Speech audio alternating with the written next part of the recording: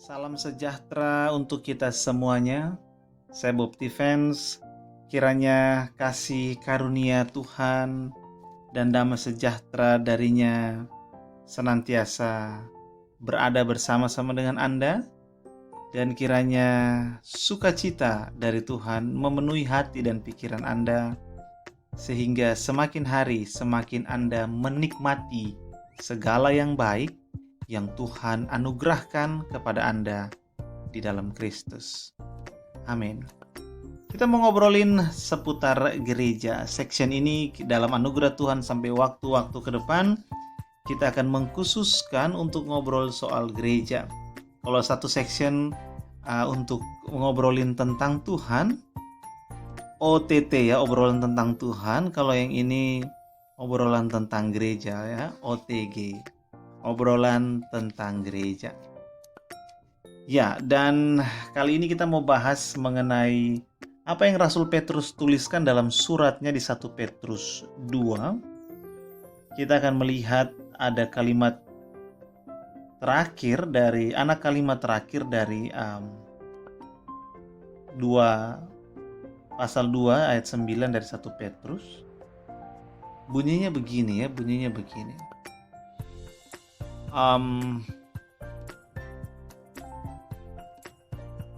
Yang telah memanggil kamu dari kegelapan kepada terangnya yang ajaib. Yang telah memanggil kamu dari kegelapan kepada terangnya yang ajaib. Nah, ini definisi gereja. Definisi gereja. Kalau Anda ditanya kan sama siapa gitu, ada teman atau siapa, atau bahkan anak Anda di rumah, kalau sudah punya anak, atau teman yang memang ingin tahu, maka ini definisi gereja. Orang-orang yang telah dipanggil keluar dari kegelapan kepada terangnya yang ajaib. Terangnya di sini terang Tuhan. Jadi gereja itu adalah orang-orang yang dulunya berada dalam kegelapan. Artinya kita semua yang terhitung sebagai orang Kristen, semua itu berasal dari kegelapan. Dan karena kita berasal dari kegelapan, kita takluk kepada penguasa dunia ini, yaitu iblis. Tetapi Allah yang kaya dengan rahmat memanggil kita untuk apa? Keluar dari kegelapan. Kemana? Kepada terangnya yang ajaib. Jadi gereja itu bukan kumpulan orang-orang yang sudah tidak bisa lagi berbuat dosa. Gereja bukan kumpulan orang-orang yang terpilih karena orang-orang ini terampil dalam bidang keagamaan. Gereja juga bukan orang-orang, kumpulan orang yang telah berhasil memperbaiki hidup mereka dari yang tidak baik menjadi baik. Bukan. Gereja adalah kumpulan orang yang berasal dari kegelapan dan dipanggil Tuhan untuk keluar dari kegelapan itu menuju kepada terangnya yang ajaib. Karena gereja adalah kumpulan orang-orang yang berdosa, yang dipanggil untuk disucikan dari dosa-dosa mereka. Sehingga dengan apa yang Rasul Petrus tuliskan di sini, kita perlu melihat bahwa kita semua itu memiliki masa lalu yang kelam. Paling tidak, kalaupun itu bukan dalam kenyataan sehari-hari, itu terjadi di dalam pikiran kita. Ada banyak sekali dosa, ada banyak sekali kesalahan, ada banyak sekali pikiran kotor, pikiran yang terlalu berambisi mau menjatuhkan orang lain, pikiran yang serakah mau mengambil keuntungan yang bukan miliknya, pikiran yang cabul yang mau mengambil pasangan yang bukan haknya, mengambil lawan jenis yang bukan miliknya sendiri, pikiran-pikiran kotor, pikiran-pikiran jahat. Dan semua itu adalah kegelapan. Sehingga memang kita ini sebelum Tuhan memanggil kita keluar, kita ini berada di dalam kegelapan. Jadi dengan dasar ini tidak ada orang yang bisa bermegah. Tidak ada. Makanya Paulus bilang, aku kalau mau bermegah, aku bermegah di dalam salib Tuhan kita Yesus Kristus. Karenanya dunia telah disalibkan bagiku dan aku bagi dunia. Itu di dalam Galatia 6 ayat 14. Jadi kita tidak bisa, bukan tidak boleh, tidak bisa bermegah. Kalaupun katakanlah silahkan kalau kamu mau bermegah. Kalau Anda mau boleh silahkan.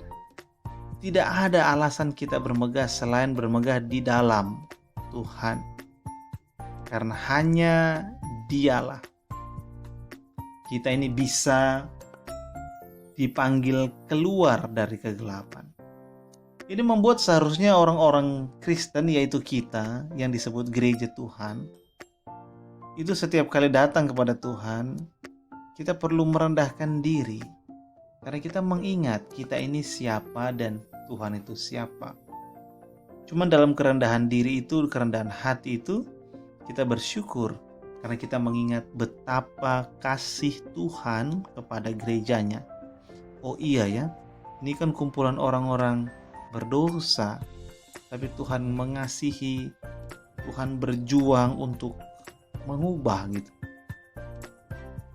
Ini kan hal yang luar biasa. Dia yang tinggi mau merendahkan dirinya datang demi orang-orang yang rendah seperti saya gitu. Nah, gereja itu adalah kumpulan orang-orang yang merasa paling beruntung di dunia. Karena ini pendosa yang ditebus dan dikuduskan dan setelah itu dikasihi oleh Allah. Ini menyenangkan. Ini sangat menyenangkan. Jadi gereja itu, kumpulan orang ini, itu orang-orang yang lemah. Tidak ada orang kuat di dalam gereja. Hanya orang yang sudah dikuatkan. Tidak ada orang yang hebat. Hanya orang yang sudah dilatih oleh firman Tuhan, oleh roh Tuhan untuk apa? Beribadah kepada Tuhan. Tidak ada orang yang tiba-tiba langsung suci karena kemampuannya, tetapi orang yang disucikan oleh Tuhan. Karena sentral dari kehidupan gereja adalah Tuhan sendiri, dengan apa yang Dia lakukan, apa yang Ia rencanakan. Sehingga Petrus bilang, kamu yang telah dipanggil dari kegelapan kepada terangnya yang ajaib. Gereja bukan hanya kumpulan orang berdosa, tetapi gereja, kumpulan orang berdosa ini adalah orang-orang yang memberi diri mereka untuk apa? Memberi diri untuk disucikan, untuk dikuduskan, untuk dibenarkan. Sehingga itu bisa nyata dalam kehidupan gereja setiap hari. Bahwa hidup mereka semakin hari semakin nyata, kasihnya semakin berubah, sifatnya dari yang gelap menjadi terang. Karena arah pertumbuhan gereja itu mulai dari dalam gelap menuju kepada terang Tuhan. Dari dalam gelap menuju kepada terang Tuhan. Nah, dengan mengingat bahwa kita ini berasal dari kegelapan, dipanggil keluar menuju kepada terang Tuhan, dan di dalam terang itulah kita tersingkap segala hal yang jahat dan kita menyerahkannya pada Tuhan, dan Tuhan akan menggantinya dengan yang baru, yang kudus dan mulia, yaitu persekutuan kita dengan Kristus sendiri. Nah, itu gereja. Gereja berjalan menuju kepada terang Tuhan. Terang Tuhan yang memimpin, menuntun kita untuk kita ini bisa semakin hari semakin mengenal Tuhan, semakin hari semakin melakukan kehendak Tuhan. Gereja adalah orang-orang yang berasal dari kegelapan, yang dipanggil keluar dari kegelapannya itu menuju kepada terang yang ajaib. Ini orang-orang yang sangat beruntung, sangat diberkati, karena Tuhan tidak lagi menghitung dosa mereka, tetapi justru sebaliknya Dia menebus mereka, menghapus dosa mereka, memberi mereka hidup yang baru, memberi mereka terang ganti kegelapan, sukacita ganti duka cita, memberikan kebahagiaan sejati di dalam Tuhan ganti kebahagiaan-kebahagiaan palsu yang ditawarkan dunia ini. Itu gereja. Anda dan saya, kita adalah gereja yang dikasihi oleh Tuhan, yang dilindunginya, dan yang diberkatinya. Demikian obrolan kita tentang gereja kali ini. Sejahtera dari Allah Bapa kita dan kasih karunia darinya menyertai Anda dan orang-orang yang Anda kasihi.